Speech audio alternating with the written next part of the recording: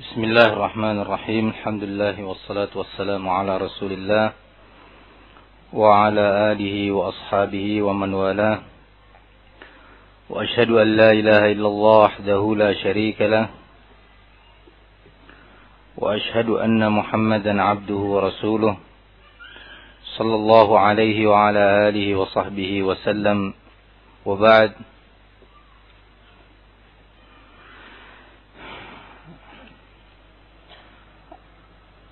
Ada beberapa pertanyaan.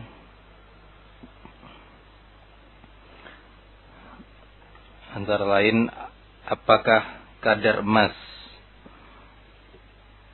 untuk zakat ditentukan kadar karatnya, misalnya 24, 23 atau 22 karat? Jawabannya adalah semua jenis emas yang beredar di masyarakat dan dinilai diposisikan oleh masyarakat sebagai emas, maka itu adalah jenis emas yang terkenai zakat. Semua jenis emas dengan kadar yang dengannya orang atau masyarakat menilainya itu sebagai emas, maka terkenai zakat. Makna dari kata ini tidak ditentukan oleh syariat kadar emas tertentu, bahwa yang terkenai zakat hanya apabila 24 karat. Nah, mungkin hampir-hampir tidak didapati emas 24 karat atau sulit didapati emas 24 karat. Nah, yang beredar di masyarakat. Nah, ahli emas Afan, bagaimana emas 24 karat itu?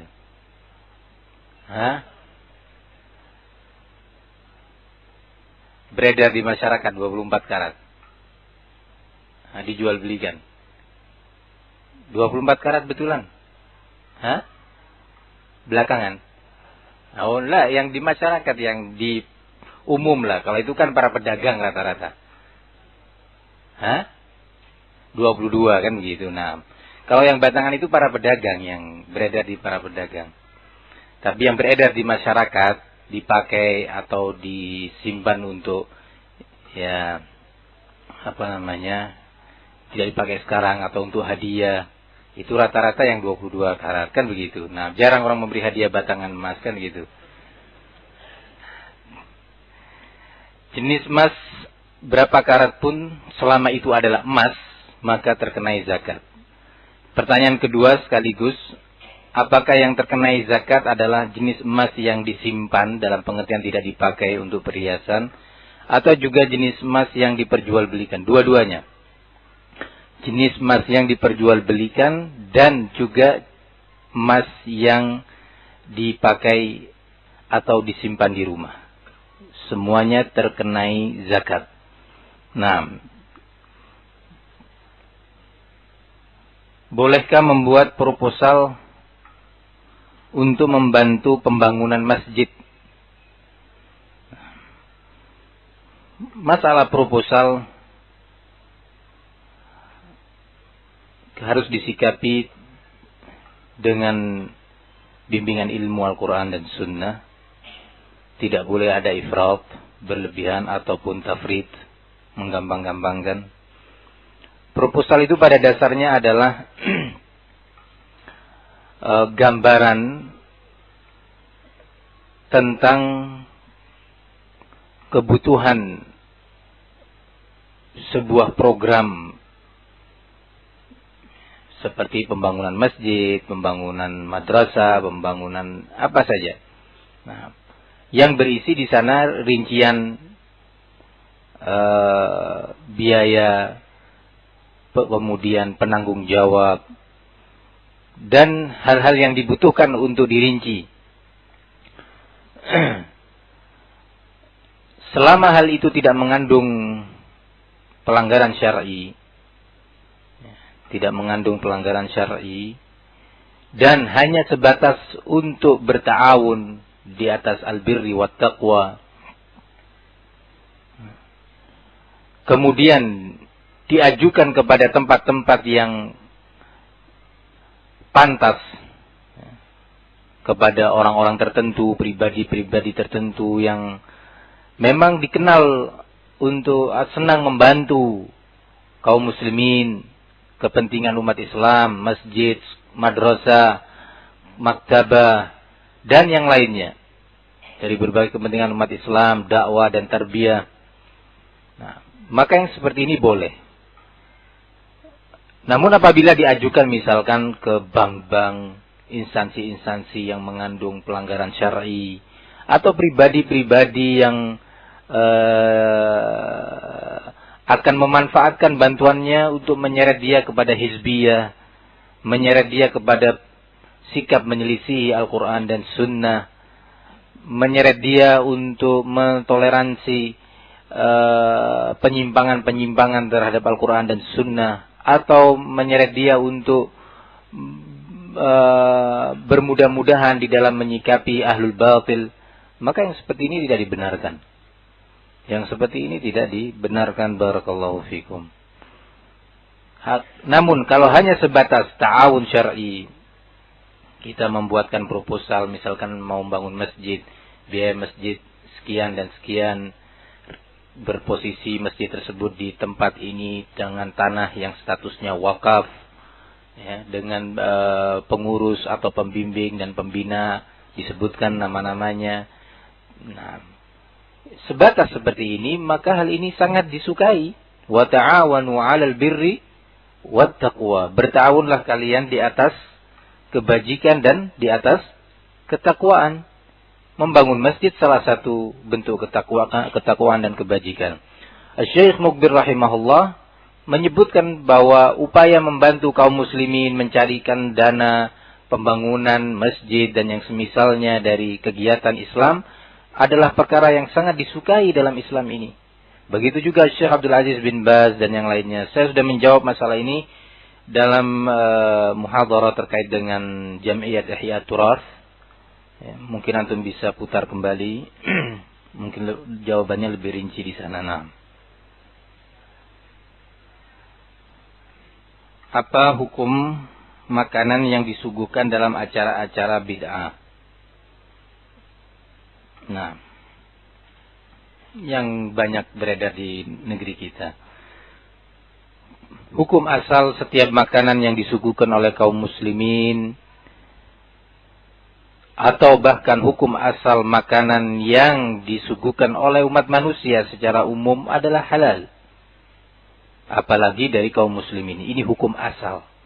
Tidak boleh keluar dari hukum asal halal menjadi haram kecuali dengan nas syar'i, dengan dalil yang syar'i yang tegas dan jelas, sahih, yang mengeluarkan jenis makanan tertentu tersebut dari bingkai halal. Tidak boleh kita menghukumi, memvonis sebuah makanan atau minuman yang beredar di masyarakat secara umum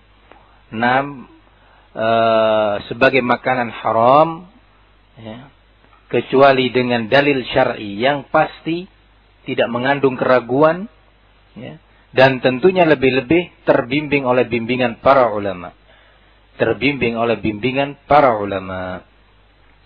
Terkait dengan makanan-makanan yang disuguhkan di dalam berbagai acara yang menyelisih sunnah Rasulullah sallallahu alaihi wasallam, nah, pada dasarnya adalah makanan yang halal, baik itu dalam bentuk makanan non sesembelihan, ya, kue, nasi, teh, kopi, ya, ini semua halal. Nggak boleh sedikit pun kita ragu. Kalau sedikit pun kita ragu, berbahaya, akan membahayakan akidah kita. Nah, tidak boleh sedikit pun kita meragukan kehalalannya. Begitu juga makanan yang disembelih sekalipun. Selama disembelih itu dalam rangka untuk menghormati tamu yang datang atau para undangan yang diundang, ya, bukan untuk selain Allah, bukan disembelih untuk dipersembahkan kepada jin atau kepada arwah dan yang semakna dengan ini, maka sesembelihan itu pun halal. Ya, sesembelihan itu pun halal dan boleh kita memakannya.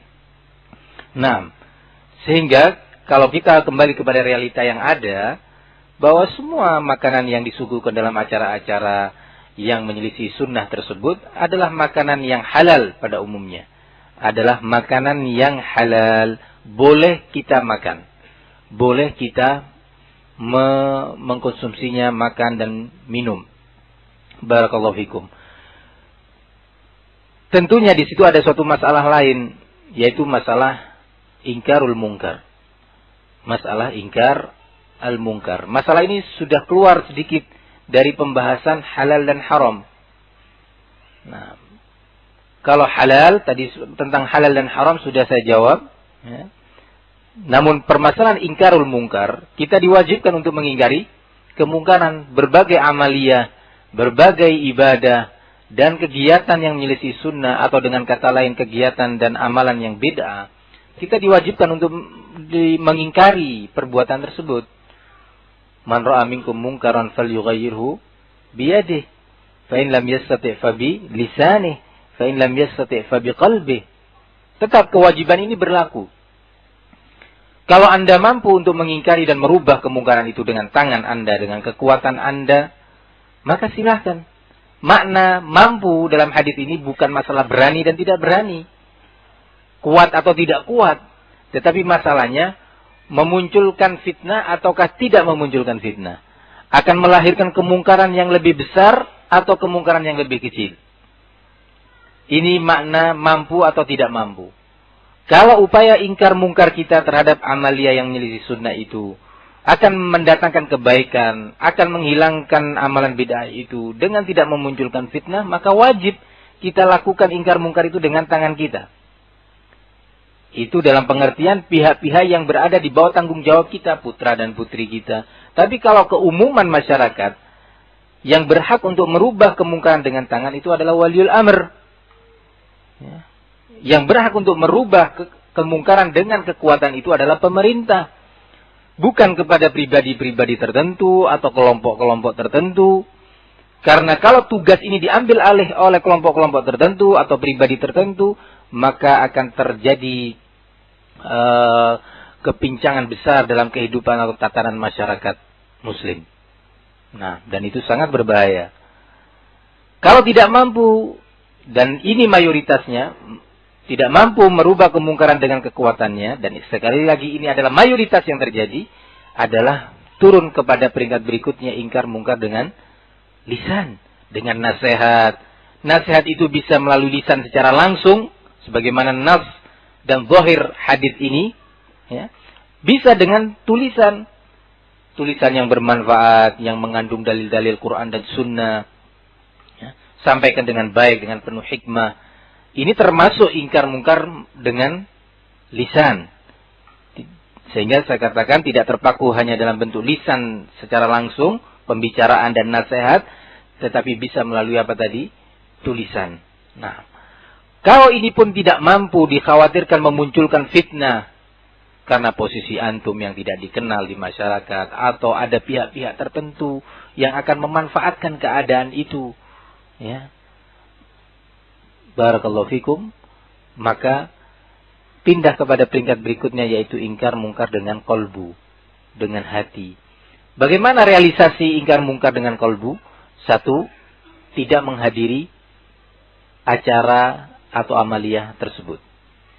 Yang kedua, ya, seperti yang bisa kita lakukan dengan cara kita menolak makanan yang diberikan dengan penuh hikmah. Nah, misalkan ada tetangga kita yang lebih tidak mampu, Pak, ada keluarga tetangga kita yang miskin, mungkin lebih berhak untuk menerima.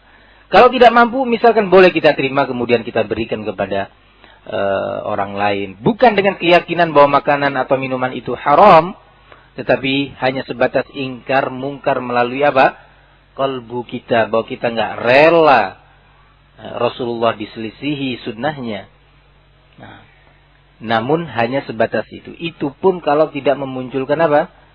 Fitnah. Di masyarakat ini sangat sensitif sekali. Ketika antum memberikan makanan atau menghadiahkan makanan yang antum peroleh dari acara-acara semacam itu, orang akan memanfaatkan, atau orang yang nggak ngerti, oh berarti dia menganggap makanan dan minuman kita haram.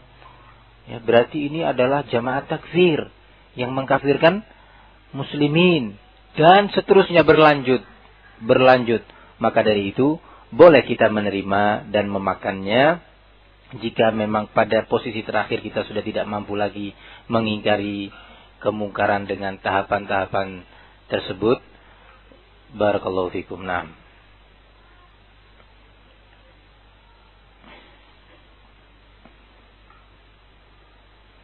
Jangan sampai makanan itu misalkan kita tolak secara terang-terangan, ya, dengan kata kasar misalkan, sana saya nggak mau makanan dari acara bid'ah ini.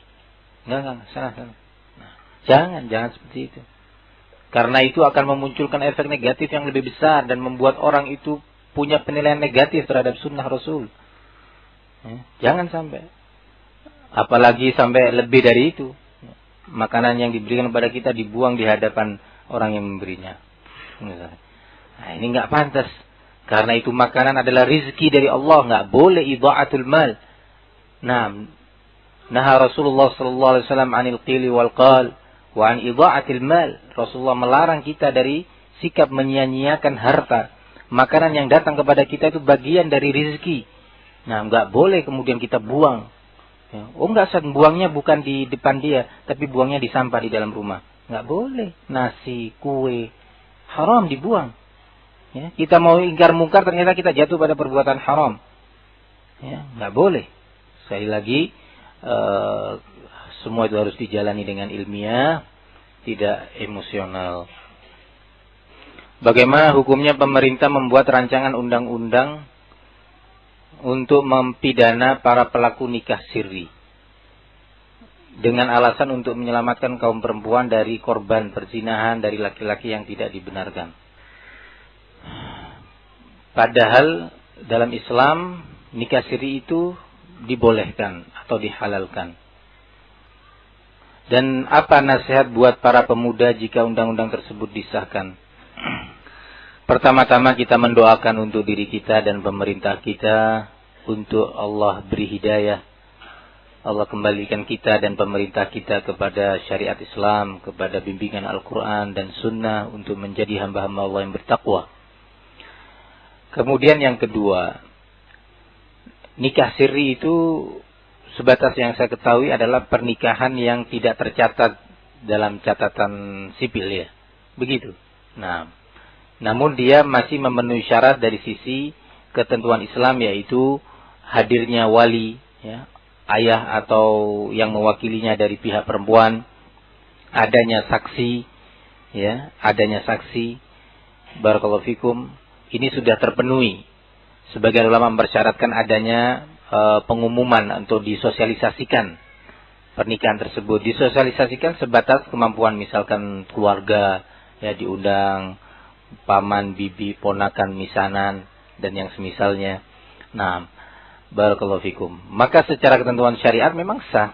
Nah, secara ketentuan syariat sah-sah saja. Namun pemerintah memiliki kebijakan. Melihat kondisi yang ada. Melihat kondisi di masyarakat yang ada. Nah, yang sangat membahayakan karena sangat bermudah-mudahan dalam urusan ini. Kalian ini suami istri, Pak. Oh, sudah nikah siri. Nah, padahal masih belum nikah. Terjadilah perzinahan. Nah, dan ini banyak di masyarakat kita. Lu apa boleh kita menambah hukum? Terjadi di masa Khalifah Umar bin Khattab tentang kasus tolak. Dengan mengucapkan 3 kali kalimat tolak dalam satu majlis. Anti talik. Nah, terjadi perbedaan pendapat di kalangan ulama. Apakah kalau seorang suami menyatakan kamu telah saya cerai 3 kali dalam satu waktu, dalam satu majlis, apakah terhitung tolak bainunah kubra, tolak yang sudah bain, yang sudah jelas dalam bentuk harus dipisah? Karena kalau sudah 3 kali harus dipisah. Nggak boleh lagi, tidak berhak lagi suami. Ataukah terhitung satu tolak, sehingga masih ada kesempatan berikutnya dan kesempatan terakhir. Nah, terjadi perbedaan di kalangan ulama menilai masalah ini. Umar bin Khattab sebenarnya menganggap masalah ini adalah satu tolak. Terhitung satu. Ya, sehingga masih ada kesempatan bagi suami untuk rujuk.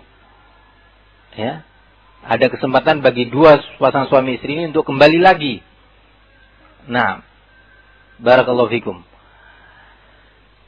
Namun ketika Umar bin Khattab melihat pada sebagian masyarakat pada waktu itu bermudah-mudahan karena emosi mencerai istrinya sekaligus di waktu dan tempat yang satu, ya. Kamu cerai, ya. Maka akhirnya Umar bin Khattab memberlakukan peraturan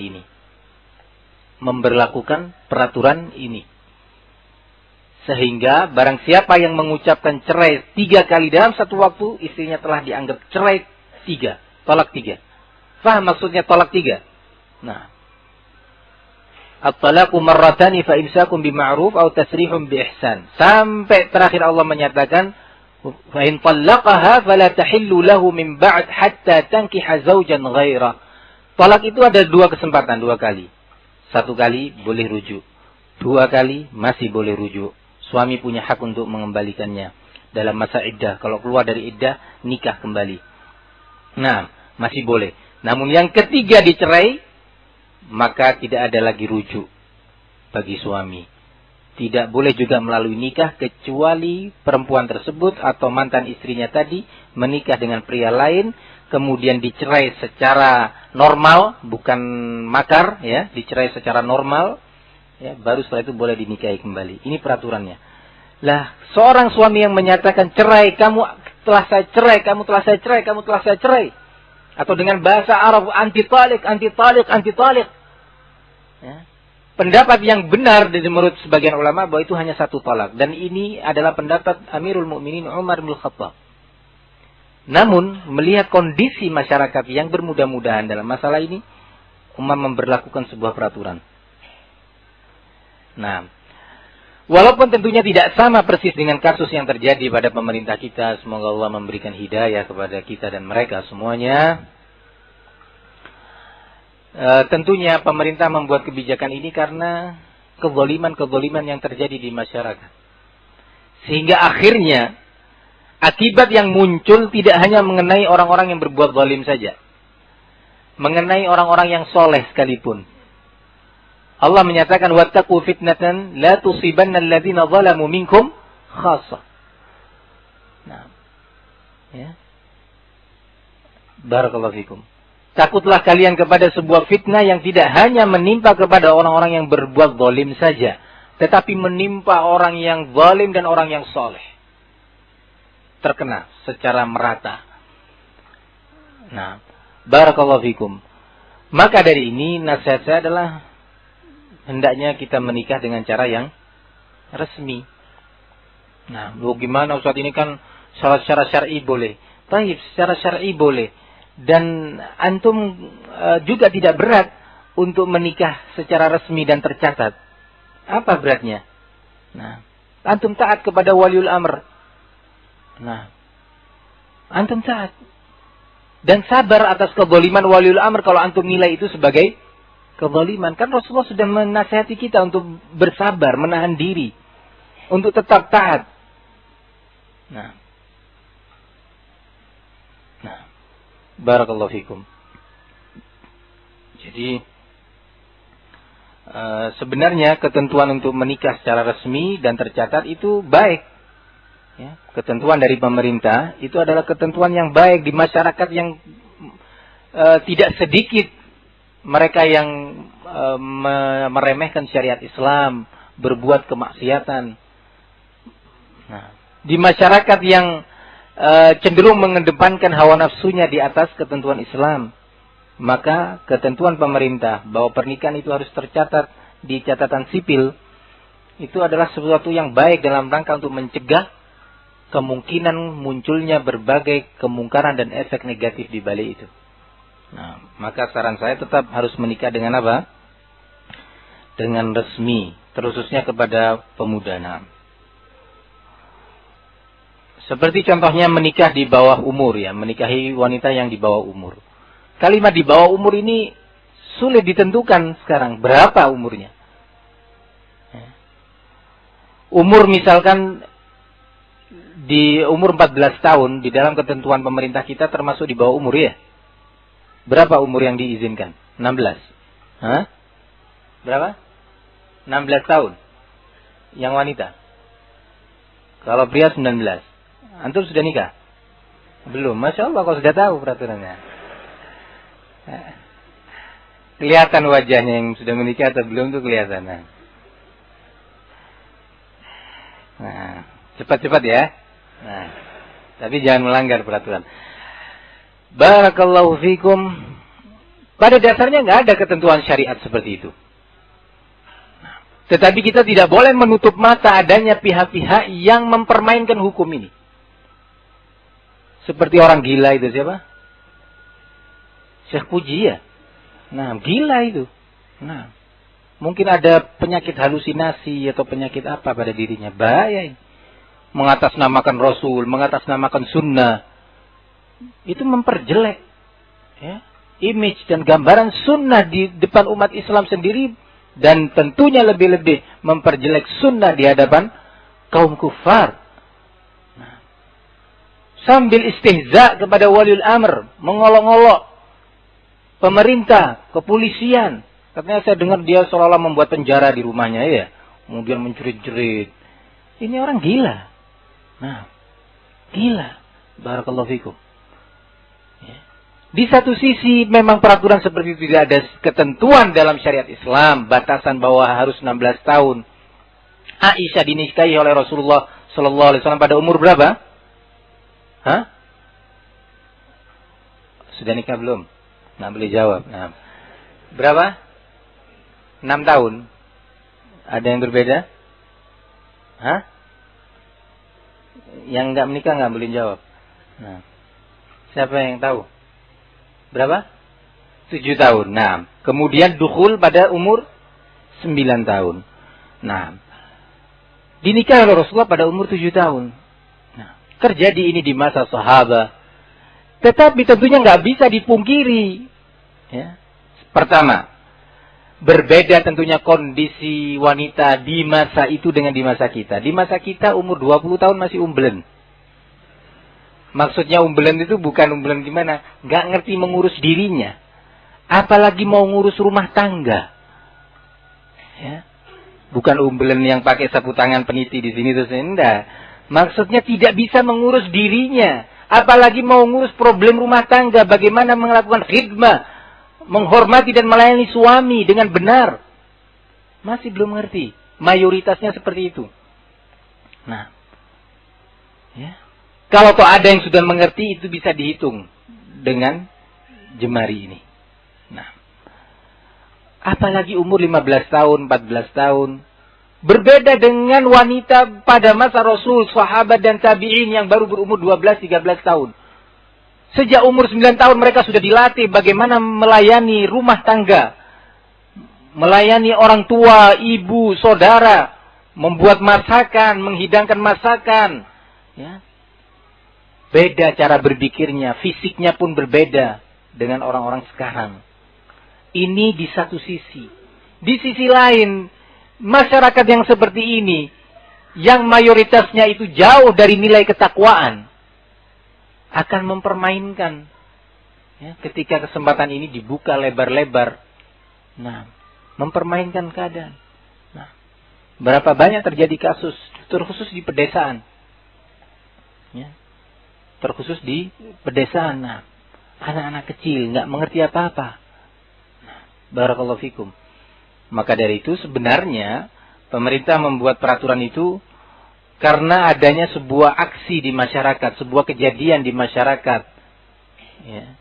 Tentunya akhirnya di situ ada pihak-pihak lain dari orang-orang sekuler, dari orang-orang kafir, atau orang-orang yang menginduk pemikirannya kepada pemikiran dan paham orang-orang kafir, menggunakan kesempatan ini untuk memukul Islam dari belakang.